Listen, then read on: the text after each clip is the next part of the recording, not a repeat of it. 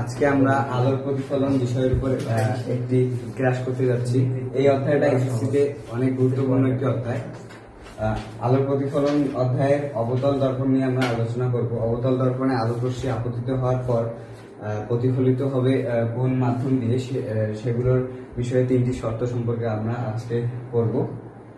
তো প্রথম শর্তটি হচ্ছে, আলোক রশ্মি যদি প্রধান অক্ষের সমান্তরালে আপতিত হয়, যেখানে কেন্দ্র হচ্ছে সি এবং ফোকাস এফ এবং এমপি এম ড্যাশ একটি অবতল দর্পণ, যেখানে পি হচ্ছে তার মেরু। যদি আলোক রশ্মি প্রধান অক্ষের সমান্তরালে আপতিত হয়, সেক্ষেত্রে আলোক রশ্মি প্রতিফলিত হওয়ার পর এফ বরাবর চলে যায়। এটি হচ্ছে অবতল দর্পণের ক্ষেত্রে প্রথম শর্ত।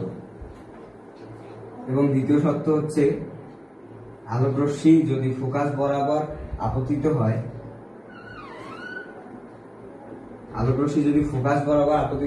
সেক্ষেত্রে আলোক রশ্মি প্রধান অক্ষের সমান্তরালে প্রতিফলিত হয়। এটি হচ্ছে অবতল দর্পণের ক্ষেত্রে